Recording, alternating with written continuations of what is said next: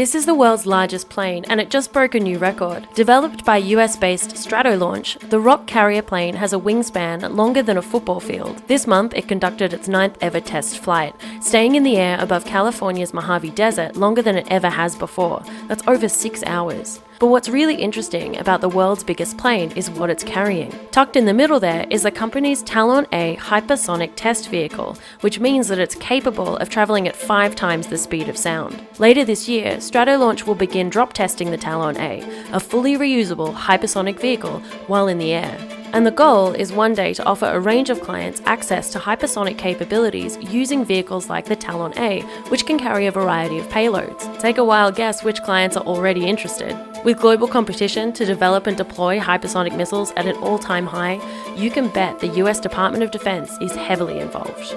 But potential military use wasn't the initial idea behind Stratolaunch. The story actually begins with Paul Allen, the late businessman and philanthropist who co-founded Microsoft with Bill Gates in 1975. Aviation was among many of his lifelong interests, a passion that eventually led him on a quest to democratize space. In other words, making space attainable without big government budgets, rocket ships, and launch pads.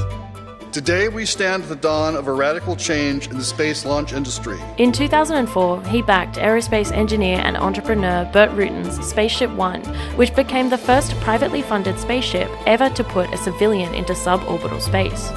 It won the Ansari X Prize, a competition offering $10 million to the first non-governmental organization to launch a reusable crewed spacecraft twice within 2 weeks. The technology, using a plane to bring the spacecraft to high altitude and then launching it into space from there, was later licensed by Richard Branson to create Virgin Galactic.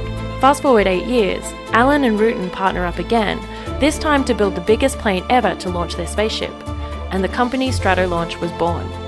You might have thought Allen would be among the first on board, but it didn't seem to be on his to-do list. Personally, I think I'm going to wait for a large number of those flights to happen before I'll think about it. I'm actually a fairly conservative guy in some aspects. Allen died in 2018 after a battle with cancer.